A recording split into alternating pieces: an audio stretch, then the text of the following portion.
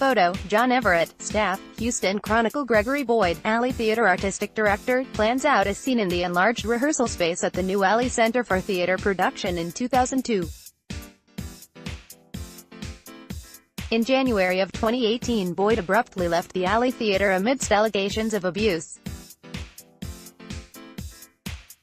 Thus Gregory Boyd, Alley Theater Artistic Director, plans out a scene in the enlarged rehearsal space at the new Alley Center for Theater Production in 2002.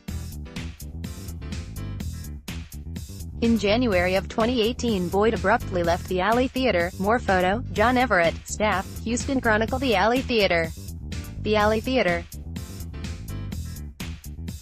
Photo, Brett Coomer, staff, Houston Chronicle. James Black was named the interim director of the Alley Theater after longtime director Gregory Boyd retired in January.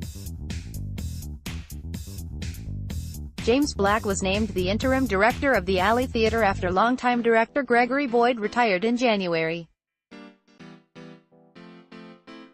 Photo, Elizabeth Conley, staff, Houston Chronicle. Gregory Boyd was the Alley Theater's longtime artistic director. Gregory Boyd was the Alley Theater's longtime artistic director. Photo, courtesy photo, Curtis Photo. American Theater Magazine. American Theater Magazine. Photo, TCG. A national publication is being pressured to release testimonies on sexual harassment in the theater industry that include complaints related to former Alley Theater artistic director Gregory Boyd.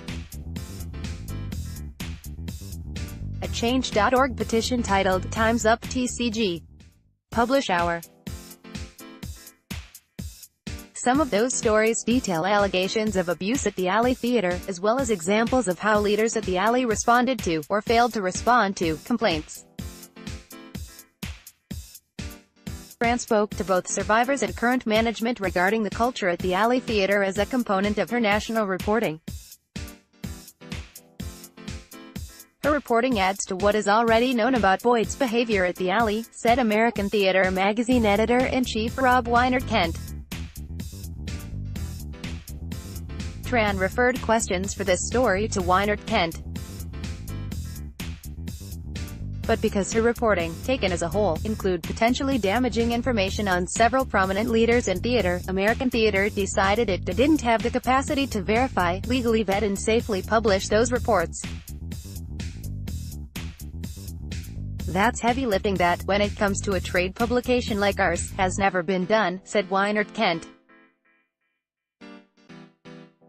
We heard about behavior at the Alley and at Long Wharf Theater. The reports were stunning. It felt like serious stuff that both demanded a response but also was so big it was going to be hard to take on. Related, Dean Gladden's full conversation about changes at the Alley Theater. American Theater Magazine is a trade publication, primarily focused on advocating for theater.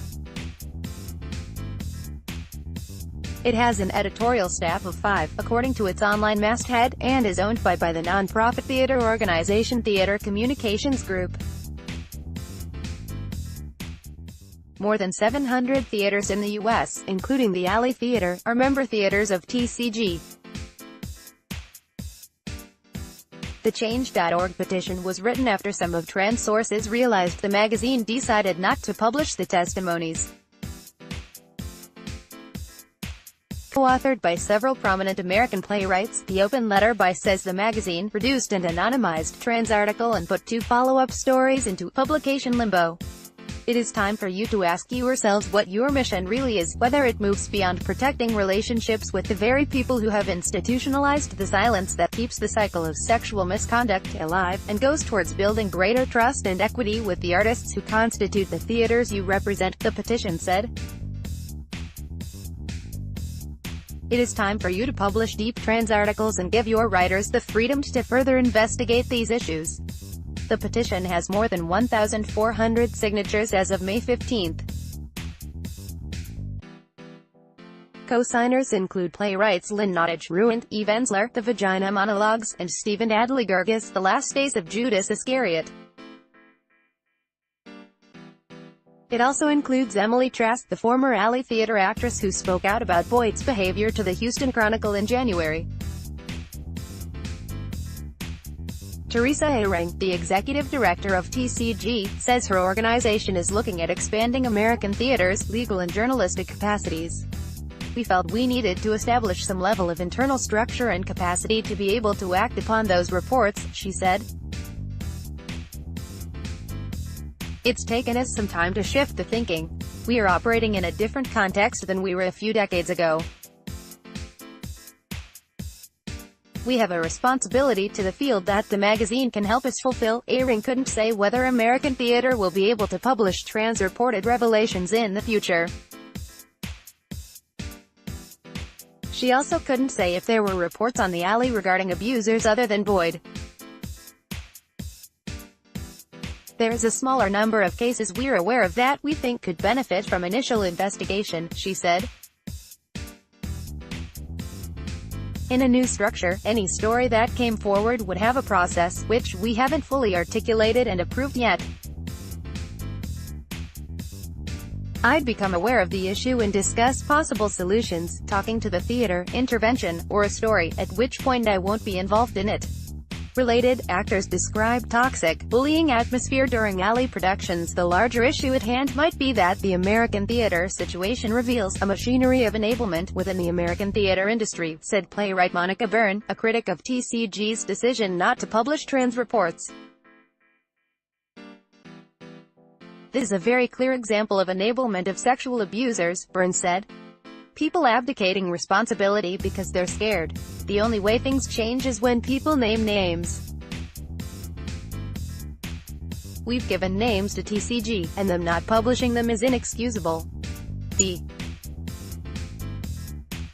When people heard about us considering this shift in the way we report, a lot of them said, "How can you do that?" Eyring said. "You're a trade association. You have all these grantees. What happens if someone from one of our theaters is trying to get advice? Meanwhile, the magazine is investigating them. What I concluded is that we need to do this," she said. "It can't be about me and how I feel about somebody calling me up or avoiding me at a social event or my job. It can't be about that. We are operating in a different context than we were a few decades ago. We have a responsibility to the field that the magazine can help us fulfill." Eyring did not specify if those steps would include meeting the petition's specific demands. In a May 10 post on AmericanTheater.org, Eyring and Weinert Kent wrote that the magazine will be dedicating a full issue to the WCHEN at Chrome.com.